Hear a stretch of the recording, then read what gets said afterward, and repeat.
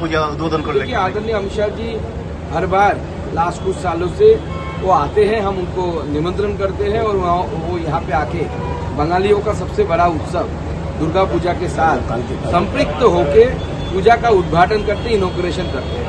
आदरणीय गृह मंत्री जी इस बार भी आ रहे हैं हमारे आमंत्रण को रखने के लिए, पार्टी के आमंत्रण को रखने के लिए। इसके लिए उनको बहुत बहुत धन्यवाद हम देते हैं। उनके करकमलों द्वारा अभी तक जो रिपोर्ट आया है उनका ऑफिस से कंफर्मेशन आया है 2 पूजा की वो इनॉग्रेशन करेंगे, एक लेबुतला संतोष मित्र पार्क और एक साउथ कोलकाता का पूजा। কতগুলো পুজো উদ্বোধন করবে, কিন্তু ইজেডসিসির পুজোটা উদ্বোধন করতে যাচ্ছেন না তিনি? দেখুন ওনার সময়, উনি আজকে রাত্রে পৌঁছবেন, কালকে ওনাকে বেরিয়ে যেতে হবে। তার সময়ে যতটুকু পারমিট করছে এখনো পর্যন্ত যা ওনার অফিস থেকে কনফার্মেশন এসেছে, উত্তর কলকাতার একটি পুজো এবং দক্ষিণ কলকাতার একটি পুজো, তারপরে উনি লাঞ্চ করে বেরিয়ে যাবেন। সময়ের অভাবের জন্য করতে পারছেন। এবং গতকাল দেখা গেল ডোমকলে পুলিশকে ধরে বেধড়ক মার। পুলিশ এখন হচ্ছে দেখুন মন্দিরের ঘন্টার মতো অবস্থা, যে যখন পাচ্ছে পাঠিয়ে দিয়ে চলে পশ্চিমবঙ্গ পুলিশের।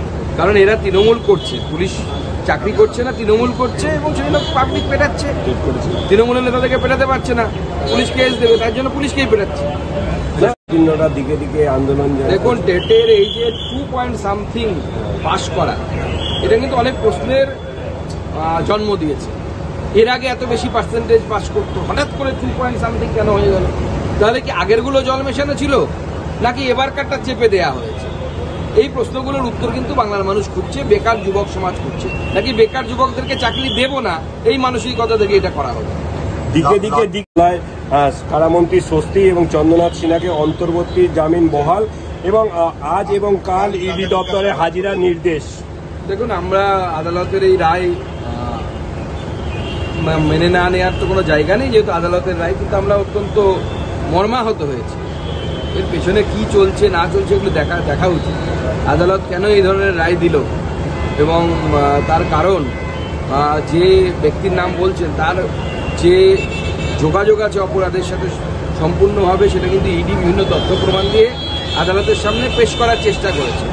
আদালতের হয়তো সেটা গ্রহণযোগ্য মনে হয়নি, কিন্তু এই ধরনের অপরাধীরা যদি বাইরে বেশি দিন ঘুরে বেড়ায় তাহলে তো মুশকিল আছে। মজুমদারের ব্লক এবং পৌরসভা এলাকার ক্লাবগুলোর জন্য প্রাইজ ঘোষণা করেছেন। এর মাঝে বিপ্লব মিত্র তার নিজস্ব দপ্তর থেকে প্রায় 4 কোটি টাকা খরচ করছেন, এমনটাই জানাচ্ছেন জেলা সভাপতি। দেখুন কোথায় কি খরচ করছেন এতদিন তো করতেন না। আমার পুরস্কার ঘোষণার পর যদি করে গেলাল ভালো, আমাকে দেখে যদি শিখছে এই বুড়ো বয়সে, ভালো তো, এটা খারাপ।